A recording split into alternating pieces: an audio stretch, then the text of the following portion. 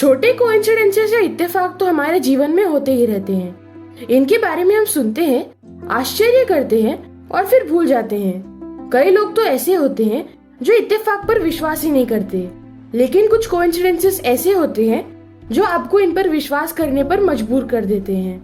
ऐसे ही कुछ unbelievable coincidences के बारे में मैं इस वीडियो में बताने जा रहा हूँ, जिनके बारे में सुनकर आप आश्चर्यचकित रह जाएंगे। तो वीडियो को आखिरी तक जरूर देखना। Number 1, the bullets revenge. 1883 में टेक्सास यूएसए में रहने वाले एक व्यक्ति हेनरी जिगलैंड ने अपनी गर्लफ्रेंड मेसी से ब्रेकअप कर शादी करने से इनकार कर दिया, जिससे उसकी गर्लफ्रेंड ने बहुत अपसेट होकर सुसाइड कर लिया। इसलिए उसके भाई ने बदला लेने का सोचा। वह हेनरी के फार्म पहुंचा और गुस्से में हेनरी पर गोली चला दी, पर उसने यह रियलाइज ही नहीं किया कि गोली हेनरी को छूटते हुए फार्म के एक पेड़ में जाकर अटक गई और हेनरी बच गया। 20 साल बाद हेनरी और उसके बेटे ने फायरवुड के लिए उसी पेड़ को काटना शुरू किया, पर पेड़ इतना मजबूत था कि वह कट ही नहीं रहा था। इसलिए उन्होंने पेड़ पर गड्ढे बनाकर उसमें डायनामाइट सेट कर दिया। फिर 50 फीट दूर खड़े होकर उन्होंने डायनामाइट्स को एक्सप्लोड कर दिया और पेड़ पर अटके बुलेट, जो 20 साल से हेनरी का इंतजार कर रही थी, वह पूरे फोर्स के साथ निकलकर सीधे हेनरी के सर को हिट की और उसी जगह हेनरी ने दम तोड़ दिया। Number 2, the gym twins. Twins और उनकी समानताओं के बारे में तो हमने बहुत बार सुना है, पर इतना बड़ा कोइंसिडेंस तो वाकई अविश्वसनीय है। 2 ट्विंस पैदा होते ही बिछड़ गए। 2 अलग फैमिलीज ने उन्हें अडॉप्ट किया, लेकिन दोनों के नाम उन्होंने जेम्स ही रखा और उनका निकनेम जिम रखा। जब दोनों भाई 39 इयर्स की उम्र में मिले तो उनकी सिमिलैरिटीज जानकर वे खुद हैरान रह गए। दोनों ने 2 बार शादी की। दोनों की फर्स्ट वाइफ का नाम लिंडा और सेकेंड वाइफ का नाम बेटी था। दोनों का एक ही बेटा था और उनका नाम दोनों ने जेम्स एलन ही रखा। दोनों के पास एक सी कार और नौकरी भी थी। Number 3, the case of rebirth. पुनर्जन्म के बारे में तो हमने बहुत सी कहानियां सुनी है, पर ज्यादातर लोग उस पर विश्वास नहीं करते। पर इस बात को सुनकर शायद आप भी पुनर्जन्म पर विश्वास करने लग जाएंगे। एंजो फेरारी, जो कि कार कंपनी फेरारी के फाउंडर थे, का डेथ 1988 में हुआ और उसी साल सिर्फ 1 महीने बाद सॉकर प्लेयर मेसेट ओजिल का जन्म हुआ। आश्चर्य करा देने वाली बात यह है कि दोनों बिल्कुल एक समान दिखते हैं। दोनों की फोटोग्राफ्स देखकर ऐसा लगेगा जैसे आप एक ही व्यक्ति को देख रहे हैं। Number 4, same fate of 2 brothers. Neville और अर्स्किन 2 भाई थे। एक दिन नेविल स्कूटर से जा रहा था और तब उसका टैक्सी से एक्सीडेंट हो गया और उसकी मृत्यु हो गई। तब वह 17 वर्ष का था। 1 साल बाद उसका छोटा भाई अर्स्किन जब 17 साल का था, तब वह उसी रास्ते से जा रहा था और उसकी भी टैक्सी से एक्सीडेंट हो गई और उसकी भी मृत्यु हो गई। आश्चर्य की बात यह है कि वह उसी स्कूटर पर सवार था, वह टैक्सी भी वही थी और टैक्सी चलाने वाला ड्राइवर भी वही था, जिसकी वजह से नेविल की मृत्यु हुई थी।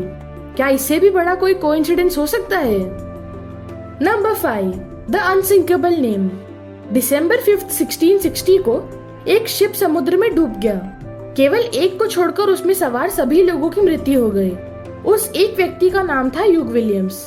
फिर दिसंबर 5, 1767 को एक दूसरा शिप डूबा और उसमें 127 लोगों की मृत्यु हो गई। केवल एक व्यक्ति बच गया और उसका नाम भी ह्यूग विलियम्स ही था। फिर अगस्त 8, 1820 को एक पिकनिक बोट डूब गया और उसमें भी केवल एक ही व्यक्ति बचा। और अगर आपने यह अनुमान लगाया है कि उसका नाम भी ह्यूग विलियम्स था, तो आप बिल्कुल सही हैं। Number 6, the Simpsons prediction. साल 2000 में सिम्पसन्स कार्टून राइटर्स ने एक एपिसोड में डोनाल्ड ट्रंप को प्रेसिडेंट के रूप में दिखाया और 15 साल बाद उसी तरह से डोनाल्ड ट्रंप प्रेसिडेंट के रूप में इलेक्ट हुआ। कई लोग का मानना है कि यह प्रेडिक्ट करना तो आसान था, लेकिन डोनाल्ड ट्रंप की जीत से पूरा अमेरिका और यहाँ तक कि खुद डोनाल्ड ट्रंप भी सरप्राइज थे। तो आप सोचिए कि सिम्पसन्स ने इतने पहले से यह कैसे प्रेडिक्ट किया। Number 7, the case of Hoover dam. United states में कोलोराडो रिवर पर हूवर डैम का कंस्ट्रक्शन हुआ, जिसे बनाने में 21,000 लोग लगे और इसके कंस्ट्रक्शन के दौरान 96 लोगों की डेथ हुई। जो फर्स्ट रिकॉर्डेड डेथ था वो 20 दिसंबर 1922 को J.G. टियर्नी का था, जो डैम बनाने के सर्वे के दौरान डूबकर मर गए थे। और लगभग 13 साल बाद उसी डेट पर लास्ट डेथ रिकॉर्ड किया गया, जो कि पैट्रिक टियर्नी का था, जिसकी मृत्यु टावर से गिरकर हुई थी। और इत्तेफाक की बात यह है कि वह जेजी टियर्नी का ही बेटा था। Number 8, lightning strikes again. First world war के दौरान जब मेजर समरफोर्ड युद्ध क्षेत्र में थे, तब उन पर बिजली गिरी और उनका एक पैर पैरालाइज हो गया।